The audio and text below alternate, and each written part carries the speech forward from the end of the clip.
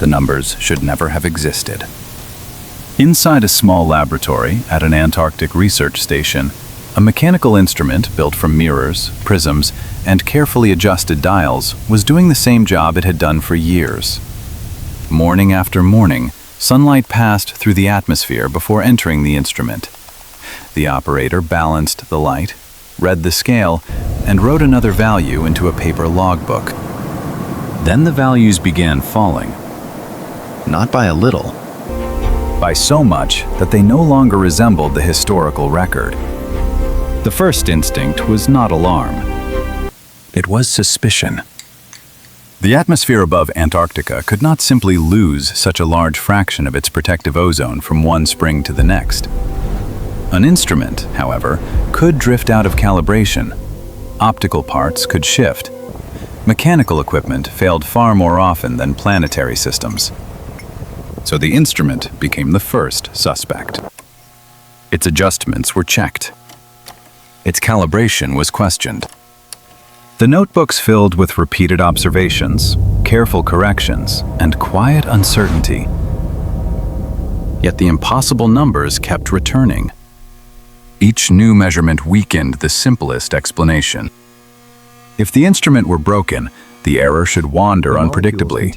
Instead, the same pattern appeared again and again. The decline was not random, it was persistent. The investigators turned backward through years of earlier observations. Earlier observations told a remarkably stable story. Every Antarctic spring had remained within familiar limits. The new entries did not belong inside that history. They sat far below it, separated not by ordinary variation, but by an abrupt collapse. The machine itself had never seen anything like this. The instrument never touched the ozone layer directly. It measured how sunlight changed after passing through the atmosphere. Some wavelengths were absorbed much more strongly by ozone than others. The difference in that sunlight became the measurement. The instrument was simply reporting what the light had already experienced. If the numbers were real, then the sunlight itself had encountered far less ozone than it should have. Independent comparisons and later scientific review confirmed that the extraordinary readings were not the product of damaged equipment. The impossible measurements belonged to the atmosphere. The mechanical box on the Antarctic ice had become the first witness to something no one believed could exist. Above the frozen continent, Earth's protective ozone layer had already changed. What had changed it remained completely unknown. Nothing about the products looked unusual. They sat in ordinary homes and stores. The catalytic ozone destruction. Refrigerators quietly cooled food. Aerosol cans became part of everyday life. Over Antarctica. Inside millions of these everyday products was the same family of chemicals. They were valued for one reason above all others. They almost never reacted with anything. They did not burn easily or corrode equipment. More importantly, the lower atmosphere could not easily break them apart. Those qualities made them seem exceptionally safe. Once released, they appeared to disappear. A spray drifted across a room, faded from sight within seconds, and seemed gone. Industrial production continued to climb. Year after year, more of these compounds left factory lines inside refrigerators and aerosol cans. Millions of individual releases blended into the air until no single source could be distinguished from another. If the common assumption were correct, those molecules would become so diluted that they would effectively vanish from Earth's system. That expectation was testable. Researchers began collecting air far from cities and factories. Glass flasks were filled over remote oceans and isolated coastlines where local pollution could not explain what was found. The samples were analyzed for even tiny traces of industrial gases. The compounds were there, not just near factories, not just above populated regions. They appeared in air that had crossed entire oceans. The same molecules released from ordinary household products were turning up almost everywhere scientists looked. The question was no longer whether the chemicals disappeared. They clearly did not. Instead, attention shifted to why they remained.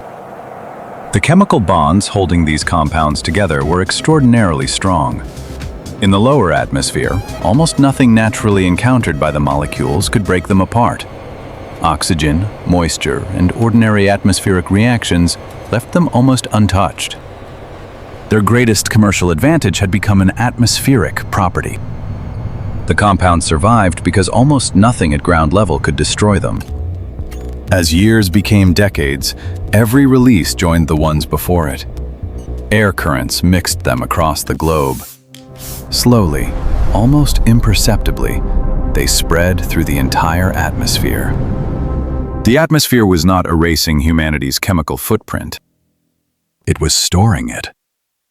Those remarkably stable molecules continued drifting upward, carried into a part of Earth's atmosphere where the conditions would no longer resemble the world in which they had been released.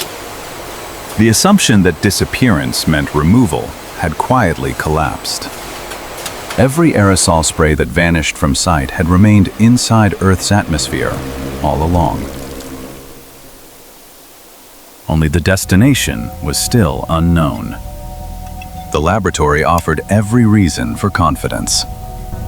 The molecules had already survived years in the lower atmosphere without changing.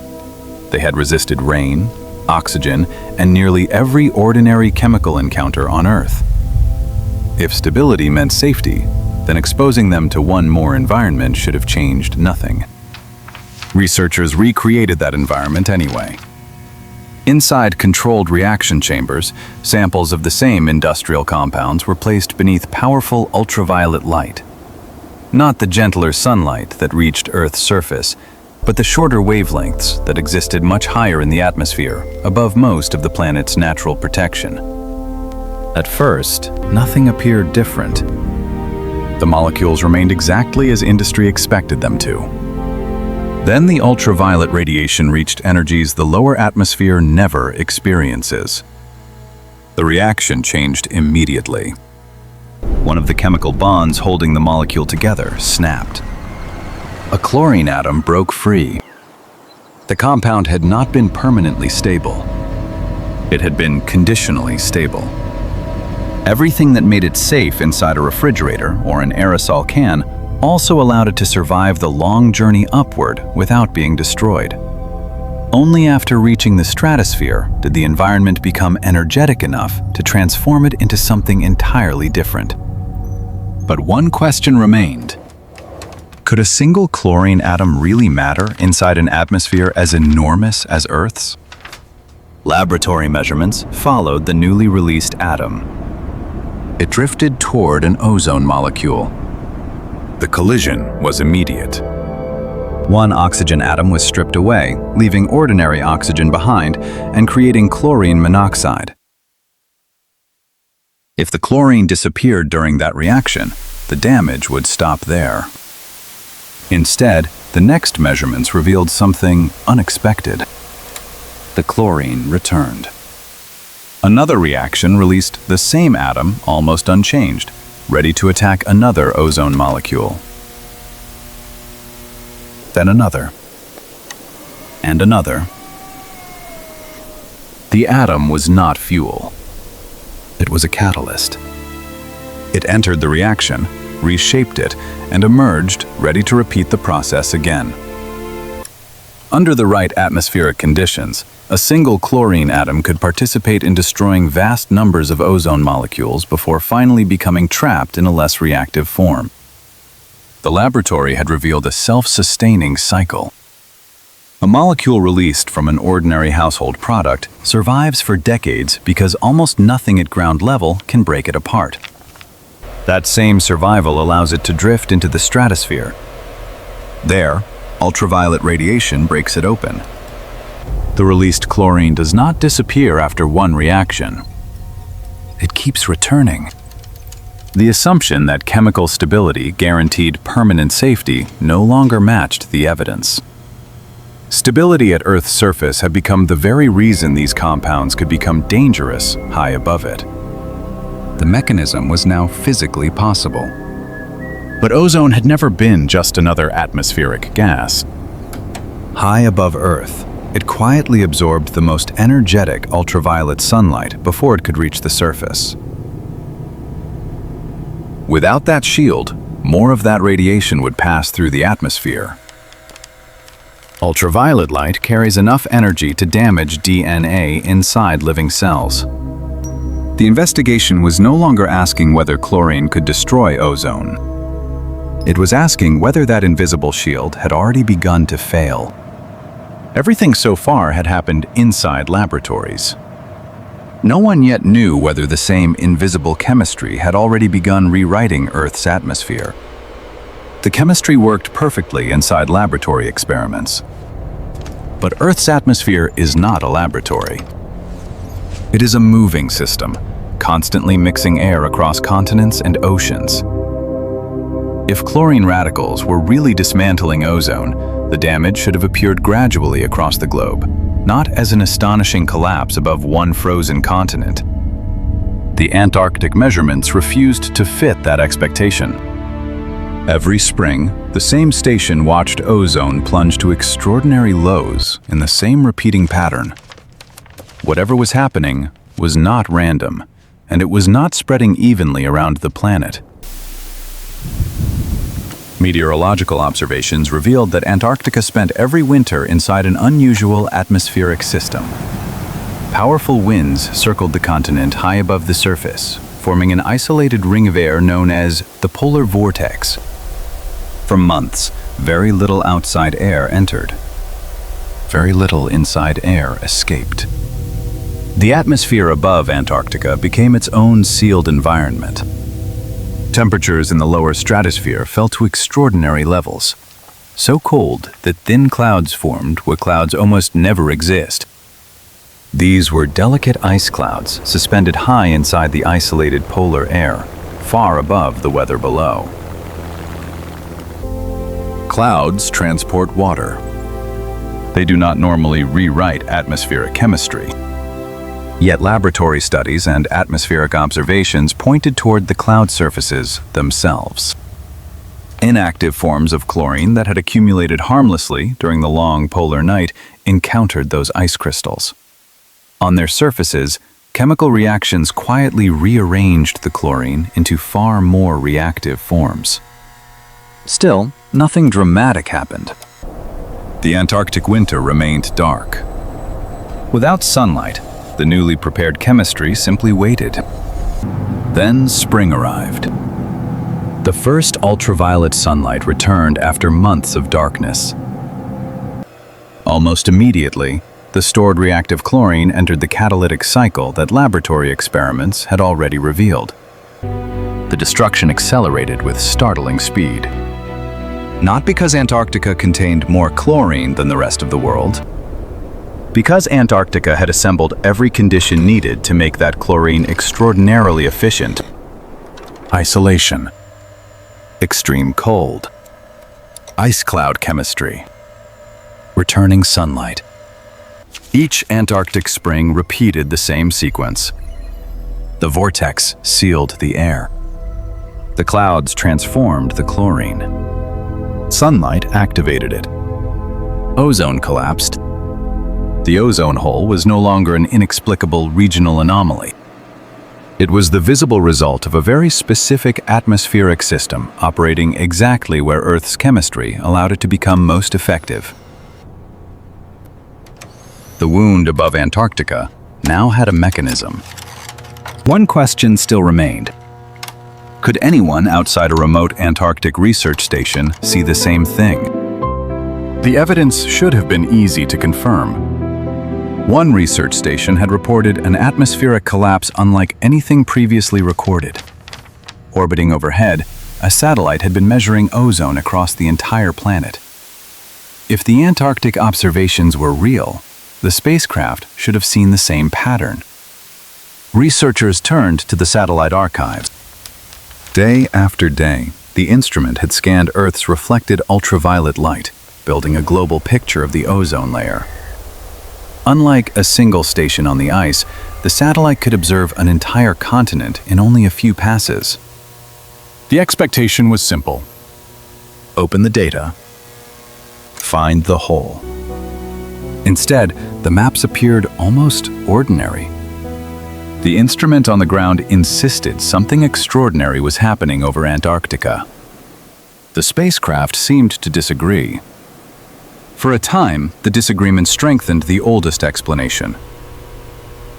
Perhaps the Antarctic station had measured an unusual local event. Perhaps the instrument had suffered some subtle error after all. The investigation moved away from the atmosphere and into the computers that processed the satellite observations. The spacecraft itself had not painted the colorful ozone maps scientists examined. Raw measurements first passed through quality control software designed to identify impossible values before producing the final images. Instruments occasionally malfunction. Random electronic noise can produce absurd numbers. Rejecting obviously impossible measurements protects the final dataset. Then the investigators noticed the threshold. Extremely low ozone values, below about 180 Dobson units, were automatically treated as errors rather than genuine observations. The satellite had not failed. The atmosphere had produced measurements that the software considered too extraordinary to be believable. Scientists returned to the original archive. This time, they allowed the supposedly impossible values to remain. The maps transformed immediately.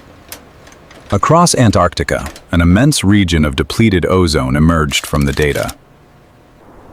It had always been there. The spacecraft had recorded it during every pass. Only the processing assumptions had hidden it from view. The ground station and the satellite no longer disagreed. Thousands of kilometers apart, using different instruments and methods, they were describing the same atmosphere. The handwritten entries from a lonely Antarctic laboratory now expanded into a continent-sized structure visible from orbit. Earth itself carried the same unmistakable signature. The investigation had reached planetary scale. One uncertainty still refused to disappear. The maps showed where ozone had vanished. They still did not reveal which chemical had removed it. The satellite had shown the wound. It could not identify the weapon. A continent-sized region of depleted ozone was now beyond dispute. But one question still separated observation from proof. Was chlorine actually destroying the ozone? Or was another process unfolding alongside it? Correlation was no longer enough. Scientists needed to enter the atmosphere itself. At an airfield in southern Chile, a black, high-altitude research aircraft waited on the runway. It carried instruments designed to sample the stratosphere directly. Its mission was remarkably specific. Do not photograph the ozone hole. Do not map it. Fly into it. The pilot climbed through layer after layer of atmosphere until the sky darkened toward deep indigo. At more than 60,000 feet, the aircraft crossed into the lower stratosphere above the Antarctic polar vortex. Every second, the instrument sampled the surrounding air. One measured ozone.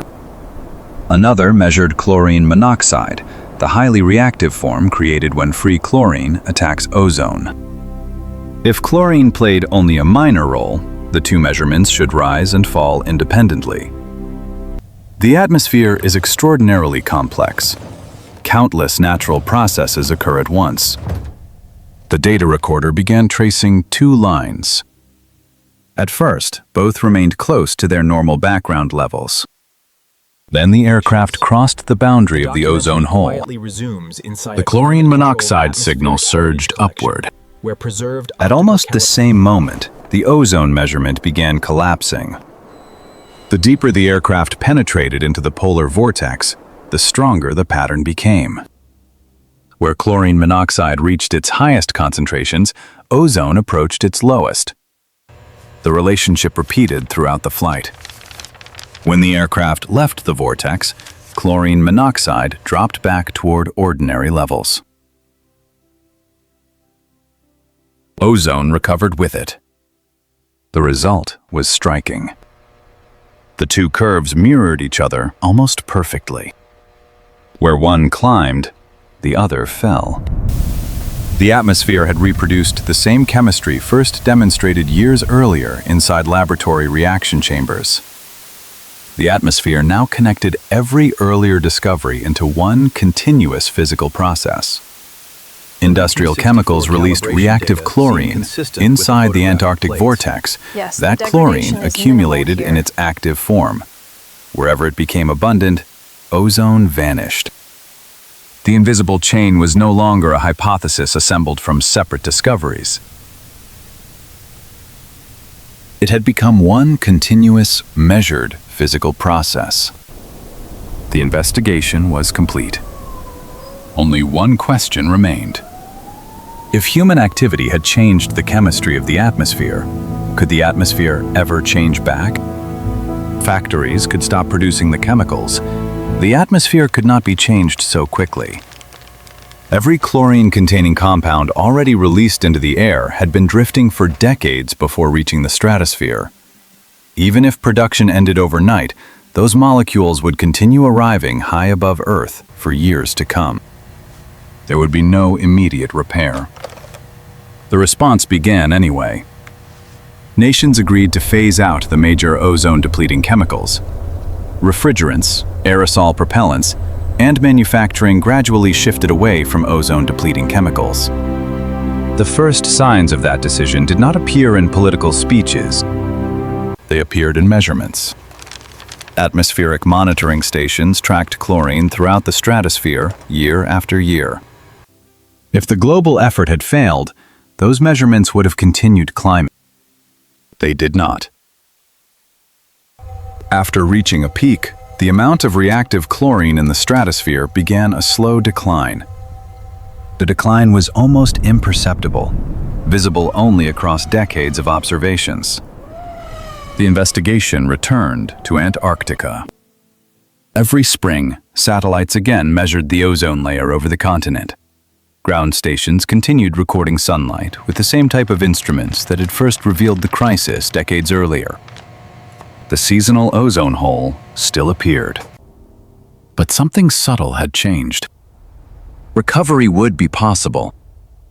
It would simply be slow. Independent observing systems reached the same conclusion. Satellites, ground instruments, and balloons all showed the same long-term trend. Each approached the atmosphere differently.